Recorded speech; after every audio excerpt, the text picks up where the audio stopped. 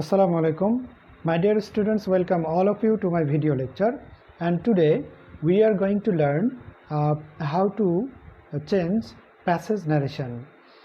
And at the beginning of changing passage narration, we have to know the changing of yes or no. Yes or no. Yes অথবা no কোনো সেন্টেন্সে থাকলে কোনো ন্যারেশনে থাকলে তাহলে সেই ক্ষেত্রে আমরা তার পরিবর্তে কি লিখতে পারি সেটি আজকে আমরা জানার চেষ্টা করব। একটি উদাহরণ দেওয়া যাক। হি অথবা হি said to me, yes I can. Yes I can. অথবা শুধু দেয়া থাকতে পারে she said yes. তো সেই ক্ষেত্রে আমরা কি লিখব? সেই ক্ষেত্রে yes যদি থাকে তাহলে আমাকে লিখতে হবে subject plus replied in the affirmative. যদি yes এর পর ফুল স্টপ থাকে আর কোনো অংশ না থাকে সেই ক্ষেত্রে আমরা subject plus replied in the affirmative এ পর্যন্তই আমার বাক্য শেষ। কিন্তু যদি এরকম ইয়েস কমা এবং আরও কিছু অংশ থাকে সেই ক্ষেত্রে আমাকে দ্যাট লিখতে হবে অথবা অ্যান্ড অ্যাডেড দ্যাট লিখতে হবে। অর্থাৎ তখন লিখতে হবে subject plus replied in the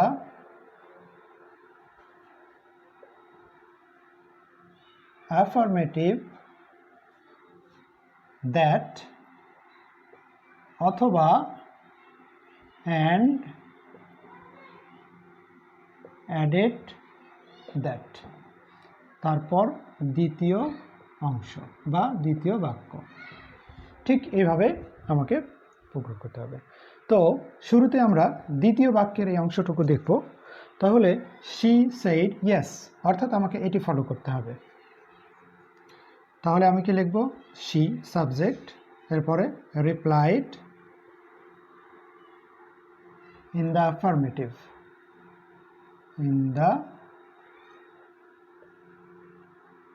she replied in the affirmative. Okay, just এটুকুই। কিন্তু যদি সাবজেক্ট ইয়েস বলার পর আরও কিছু বলে থাকে সেই ক্ষেত্রে আমাকে সাবজেক্টের পর এই যে অ্যাফার্মেটিভ শব্দটির পর দ্যাট অথবা অ্যান্ড অ্যাডেড দ্যাট লিখে তারপরে দ্বিতীয় অংশের ইনডিরেক্ট ন্যারেশন করে অংশটুকু যুক্ত করতে হবে। অর্থাৎ আমাকে লিখতে হবে হি রিপ্লাইড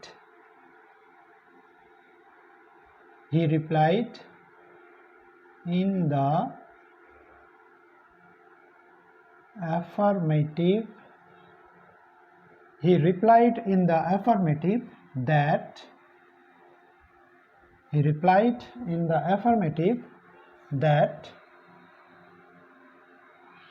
এই যে পরে রয়েছে কি আই ক্যান, আই ফলো করবে সাবজেক্ট হিকে, তাহলে হি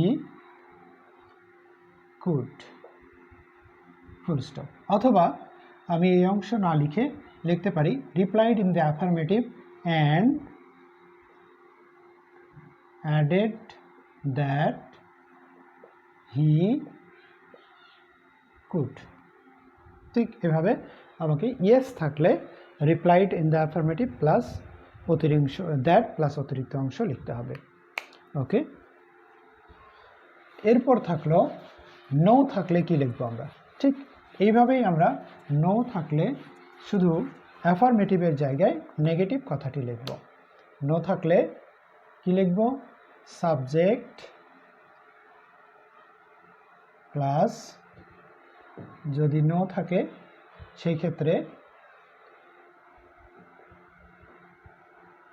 কি হবে? Subject plus replied in the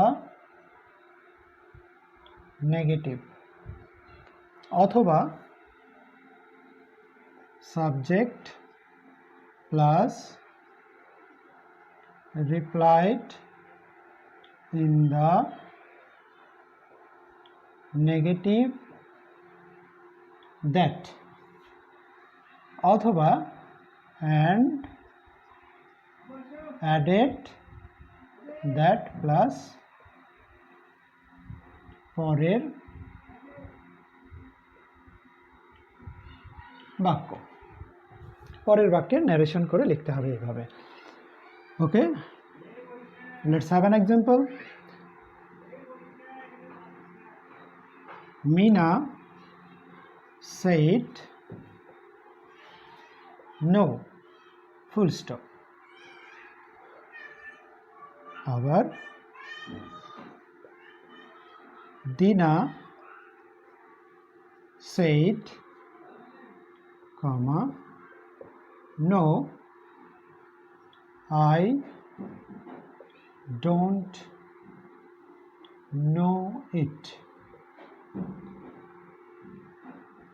এখানে শুধুই নো এবং সেন্টেন্স এখানেই ফিনিশ, কিন্তু এখানে নোর পরে আরও কিছু অংশ রয়ে গেছে এবং দ্বিতীয় আরেকটি বাক্য রয়েছে, এটাকে আমরা আরেকটি বাক্য বলবো। তো সেই ক্ষেত্রে আমরা প্রথম অংশের ক্ষেত্রে আমরা লিখব Meena replied in the negative and full stop, শেষ। কিন্তু যদি দিনা সেইড নো এরপরের এই অংশ এটি কি করতে চাই, ন্যারেশন করতে চাই, তাহলে আমাকে দিনা replied in the negative, replied in the negative that, অথবা and added that, replied in the negative and added that she didn't but did not know it। ওকে, তো ঠিক এভাবেই আমরা ইয়েস অথবা নো থাকলে সেন্টেন্সগুলোতে প্যাসেজ নারেশনের ক্ষেত্রে রিপ্লাইড ইন দ্য অ্যাফার্মেটিভ অথবা replied in the নেগেটিভের মাধ্যমে ইনডিরেক্ট করতে পারি। ওকে, আমরা পরবর্তী আরও একটু প্যাসেজ ন্যারেশনের নিয়মে যাব। সেটি হলো, যদি বাক্যে স্যার অথবা ম্যাডাম থাকে, স্যার অথবা ম্যাডাম থাকে, যদি স্যার অথবা ম্যাডাম থাকে, সেই ক্ষেত্রে আমরা লিখব হলো রেসপেক্টফুলি অথবা রেসপেক্টফুলি অথবা পোলাইটলি কথাটি লিখব। স্যার অথবা ম্যাডাম থাকলে রেসপেক্টফুলি অথবা পোলাইটলি অথবা উইথ রেসপেক্ট, উইথ পোলাইট, আচ্ছা উইথ রেসপেক্ট লিখতে পারি অথবা পোলাইটলি লিখতে পারি অথবা রেসপেক্টফুলিও লিখতে পারি। এখন the student said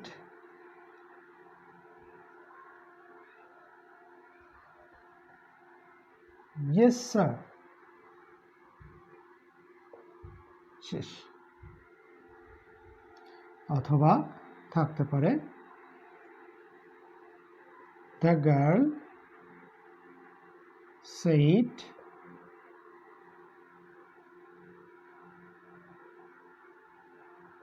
no sir,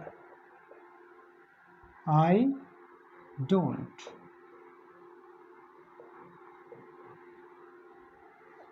এই যে স্যার শব্দটি রয়েছে, তো স্যার যদি থাকে তাহলে আমরা রেসপেক্টফুলি লিখব দ্য স্টুডেন্ট, এরপরে রেসপেক্টফুলি লিখতে হবে, রেসপেক্টফুলি। আর ইয়েস থাকলে আমরা জানি replied in the affirmative, replied in the affirmative, full stop. তাহলে রেসপেক্টফুলি স্যারের জন্য, আর ইয়েস থাকলে রিপ্লাইড ইন দ্য অ্যাফার্মেটিভ। অথবা এই বাক্যটি আমাকে আমি এইভাবেও লিখতে পারি, the student replied with respect in the affirmative. আমার মনে হয় এটি ভালো। এরপর যদি নো থাকে এবং স্যার থাকে সেই ক্ষেত্রেও একই অবস্থা, the girl politely replied in the negative, and যেহেতু পরে আরও একটা অংশ রয়েছে, and added that she didn't. Okay, and added that she didn't. এরপর আরও কিছু থাকলে আরও কিছু লিখবো আমরা। তো স্যার অথবা ম্যাডাম থাকলে এভাবেই আমরা ডিরেক্ট নারেশনের ক্ষেত্রে ইনডিরেক্ট করতে হলে এইভাবেই আমরা ইনডিরেক্ট করার চেষ্টা করব ইনশাআল্লাহ। আশা করি সবাই বুঝতে পারছ।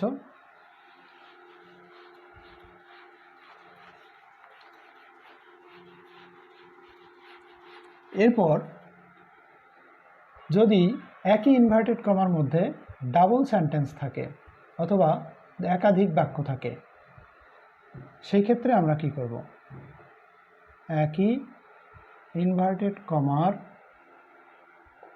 মধ্যে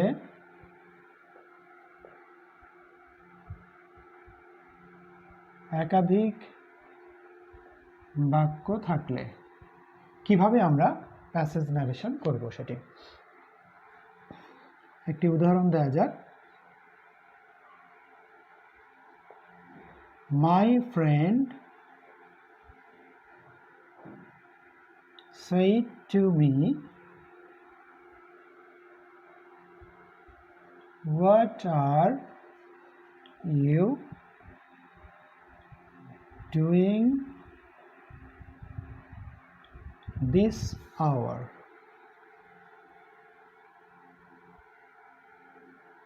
প্রশ্নবোধক চিহ্ন।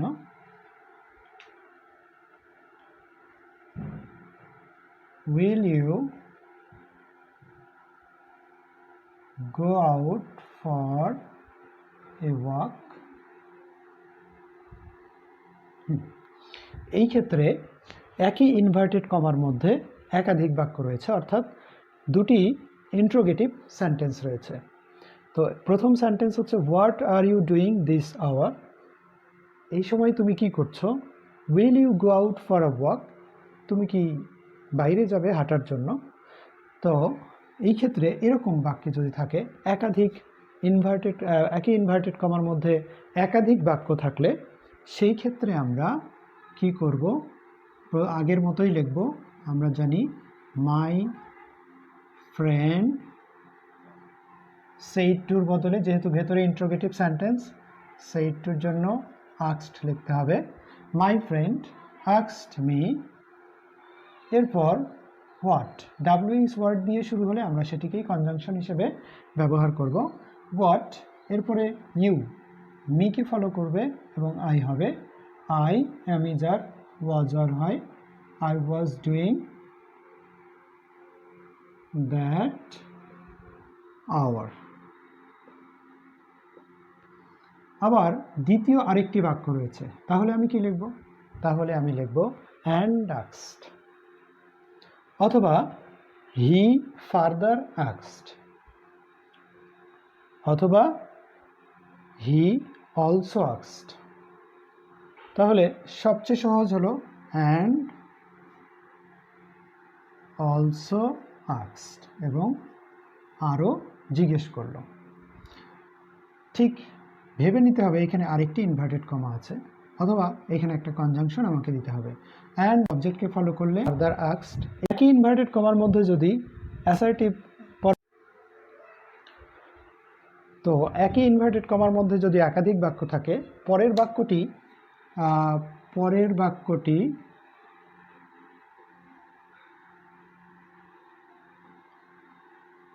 অ্যাসার্টিভ হলে এবং পরের বাক্যটি অ্যাসার্টিভ হলে সেই ক্ষেত্রে আমরা কি করব? তো একটি উদাহরণ দেওয়া যাক।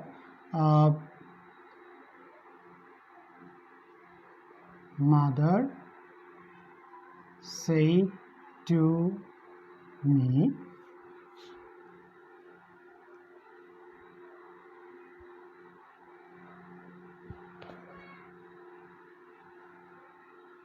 সরি অন্য একটা উদাহরণ দিব। He said to me, why are you wasting your time?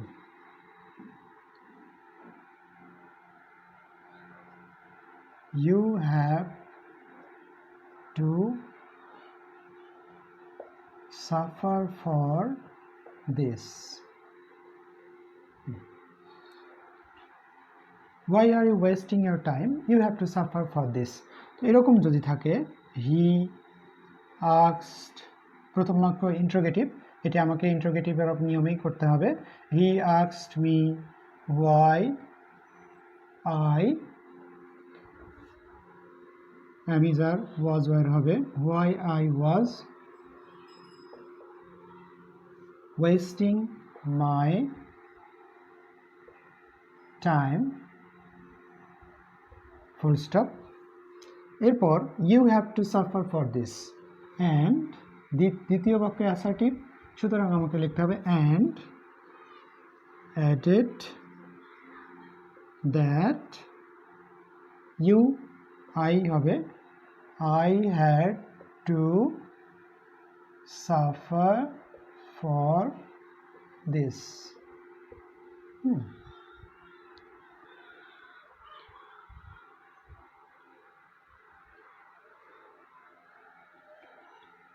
ওকে, ঠিক আরও একটি উদাহরণ দিতে চাই আমরা। আরও একটি উদাহরণ দিলে ব্যাপারটি আরও ভালো হবে। B number, the old man said,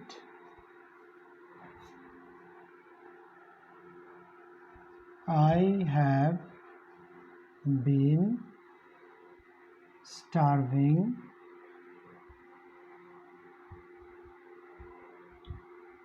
for 3 days.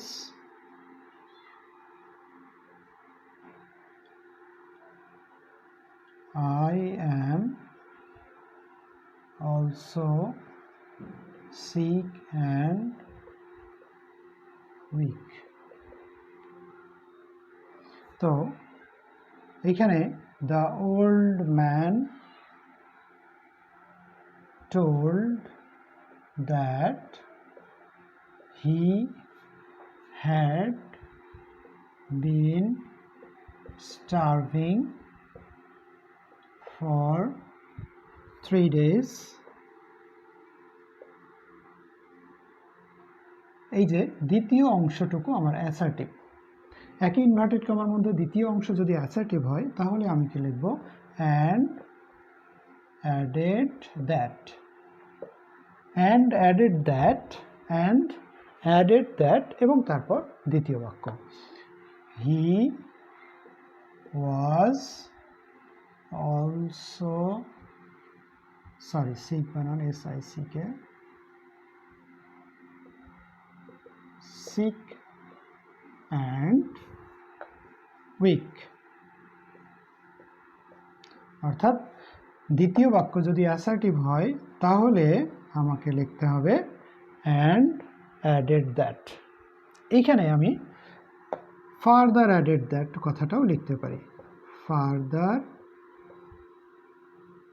added that, অথবা এভাবেও লিখতে পারি he also added that plus দ্বিতীয় বাক্য।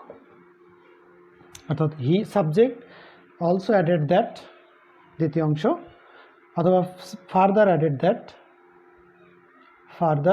সাবজেক্ট ফার্দার অ্যাডেড দ্যাট, অথবা অ্যান্ড অ্যাডেড দ্যাট, এই তিনটির যে কোনো একটিকে কনজাংশনের মতো ফ্রেজ হিসেবে ব্যবহার করে দ্বিতীয় বাক্যের এই অংশটুকুকে আমার ন্যারেশন হিসেবে বসিয়ে দিলেই আমার প্যাসেজ ন্যারেশনটি কমপ্লিট হবে।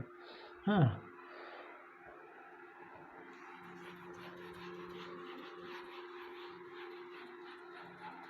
তো যদি দ্বিতীয় অংশের দ্বিতীয় অংশের মানে পরের বাক্যটি যদি ইম্পারেটিভ হয়,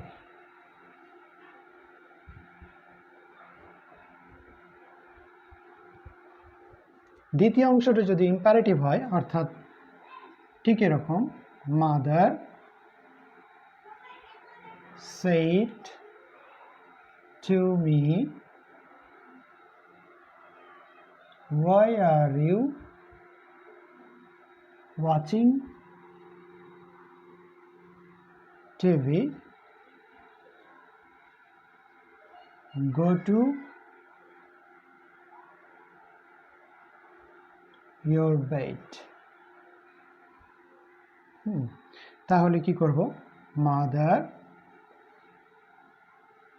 asked me, প্রথম অংশ ইন্টারোগেটিভ, এই জন্য asked লিখতে হবে, asked me why I was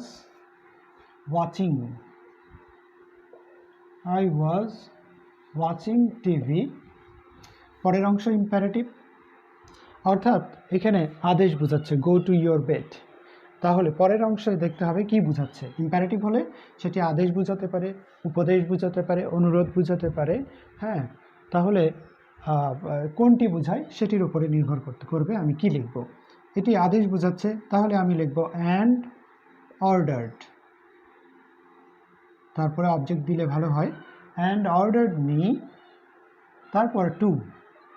imperative সেন্টেন্সের ক্ষেত্রে শুরুতেই আমরা একটি টু যুক্ত করব, তারপরে go to my bed.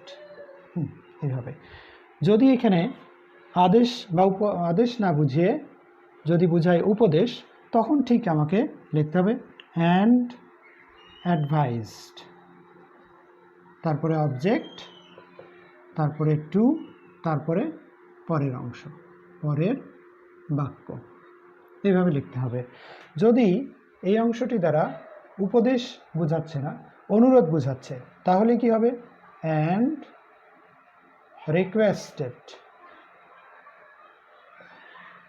Requested plus object plus to plus পরের বাক্য লিখতে হবে এভাবে।